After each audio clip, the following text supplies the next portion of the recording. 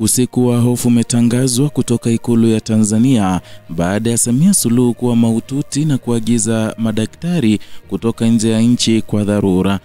Ujambo na karibu kwa taarifa zetu za Kenyascope na kumbuka kusubscribe. Katika wiki zilizopita, taarifa zilizovuja kupitia mtandao wa Tanzania Leaks zimefungua pazia la kile kinachoelezwa kuwa hali ya kiafya isiyoeleweka na inayomkumba kiongozi wa juu wa nchi Samia Suluhu, hali inayozidi kuwa nzito, ikiambatana na kuongea bila kueleweka na kuonekana kama anaweweseka. Taarifa hizi zinadai kuwa madaktari wanashindwa kutambua ugonjwa huo na kwamba watu wa dini kutoka Komoro na Timbuktu wamehusishwa katika kumwangalia mgonjwa huyo. Dai la kutisha zaidi linaloambatana na uvujaji huu ni sentensi inayochoma dhamira ya taifa kwamba damu za Watanganyika waliokufa zimeanza kumvuruga. Huu si uvumi wa kawaida, ni simulizi linalogusa uti wa mgongo wa dola, linaamsha kumbukumbu za historia ya siasa za siri na linaweka hadharani swali la uhalali, uwajibikaji na hatima ya uongozi wa Tanzania. Serikali haijatoa maelezo ya kina yanayoweza kufuta au kuthibitisha madai haya, kwamba kimya hiki kimeacha pengo linalojazwa na hofu, tafsiri za imani na kumbukumbu za zamani, ambapo afya ya viongozi ilifichwa kwa maslahi ya siasa. Tanzania imewahi kushuhudia vipindi ambavyo taarifa ya hali ya juu zilifungwa kwa pazia la usalama wa taifa, huku umma ukiachwa katika giza. Na katika mazingira ya leo yenye mitandao ya kijamii, wanahabari huru na kumbukumbu hai za ukandamizaji, ukimya wa aina hii hauzimi moto unauchochea. Tangu enzi za mwanzo wa dola baada ya uhuru, Tanzania imejenga taswira utulivu wa kisiasa, lakini nyuma ya pazia utulivu huo mara nyingi umehifadhiwa kwa udhabiti na udhibiti wa hali ya juu. Sheria za dharura na utii wa taasisi, vipindi vya misukosuko kama chaguzi zenye utata, kukamatwa kwa wapinzani na kuzimwa kwa maandamano vimeacha alama ya kudumu. Ndani ya historia hiyo, afya ya kiongozi imekuwa sehemu ya mali ya dola, si jambo la uwazi wa umma, na uvujaji wa sasa unapasua mila hiyo kwa nguvu.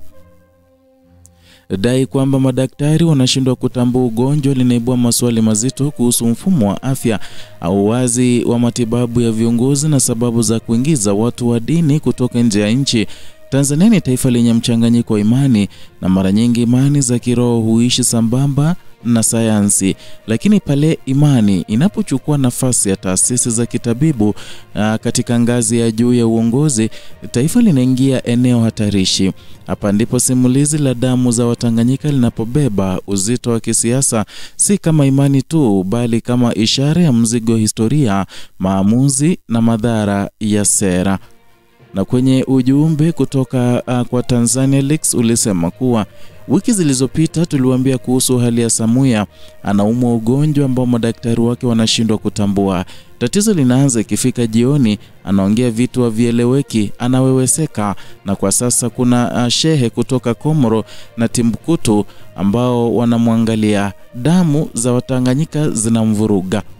Ujumbe mzito kweli kweli kutoka kwa Tanzania Leaks. Kauli hii haipaswi kusoma juu, kwani inafungua mlango wa tafsiri ya kimfumo kwamba damu kama ishara ya raia waliodhulumiwa, waliokandamizwa, waliopoteza haki chini ya serikali, kukamatwa kwa siri na matumizi ya nguvu dhidi ya sauti tofauti, wale waliouliwa wakati na baada ya maandamano. Anasema kwamba damu hizo zimeinuka na zimeanza kumwandama. Na katika miongo ya karibu, Tanzania imekumbwa na shutuma za ukiukwaji wa haki za binadamu kutoka kwa vyombo vya habari vilivyofungwa, wanaharakati waliokamatwa hadi uchaguzi uliolalamikiwa. Damu hapa ni kumbukumbu ya gharama ya utawala usio na uwazi. Afrika Mashariki imekuwa ikifuatilia kwa karibu mwenendo wa Tanzania kama nguzo ya utulivu wa kikanda. Mvutano wa kisiasa au sintofahamu ya uongozi una athari kwa biashara, usalama na diplomasia. Taasisi za kikanda na kimataifa ikiwemo Africa Union na wadau wa haki za binadamu huangalia uwazi wa utawala kama kipimo cha uhalali. Uvujaji unaoashiria mgogoro wa ndani bila majibu rasmi unaodhoofisha imani hiyo. Na katika zama ambazo simulizi rasmi hupimwa kwa sekunde, mitandao ya kijamii imekuwa jukwaa la kuficha lakini pia la kuchuja. Tanzania Leaks imejijenga kama chanzo cha taarifa mbadala, ikivutia umma unaohisi kuachwa nje ya maamuzi. Hii ni dalili ya pengo kati ya serikali na raia, pengo ambalo linapanuka kila taarifa inapozuiwa, na serikali inaposhindwa kutoa ukweli kwa wakati inaruhusu wengine kuujaza. Na katika demokrasia inayokuwa afya ya kiongozi si uvumi, ni swala la uwajibikaji. Haki ya umma kujua haimaanishi kuvunja faragha, bali kuthibitisha kuwa maamuzi ya taifa hayafanywi chini ya mawingu ya sintofahamu. Historia ya kuficha taarifa imewahi kuzaa migogoro mikubwa barani Afrika, migogoro iliyotokana na mabadiliko ya ghafla ya madaraka bila maandalizi ya kikatiba. Na Tanzania haiwezi kuruhusu na vilevile kujiruhusu kurudia makosa yayo hayo. Taarifa hizi zinarejea mjadala wa msingi kwamba je, Tanzania ina taasisi imara zinazoweza kusimama juu ya mtu? Ikiwa hali ya juu ya uongozi inatetereka, basi nguvu ya katiba, bunge na mahakama hupimwa. Taifa linalotegemea mtu mmoja badala ya mifumo hujikuta hatarini pindi tu mtu huyo anapoyumba, iwe kiafya, kisiasa au kimaadili. Sintofahamu ya uongozi huathiri masoko, uwekezaji na huduma za kijamii. Wawekezaji husoma ishara, raia huhisi msukumo, na gharama ya uvumi ni rahisi. Mfumuko wa hofu hupungua kwa imani ya umma na kuimarika kwa hofu ya kusema. Lakini mazingira kama haya, ukandamizaji huwa rahisi kuhalalishwa kwa kivuli cha usalama.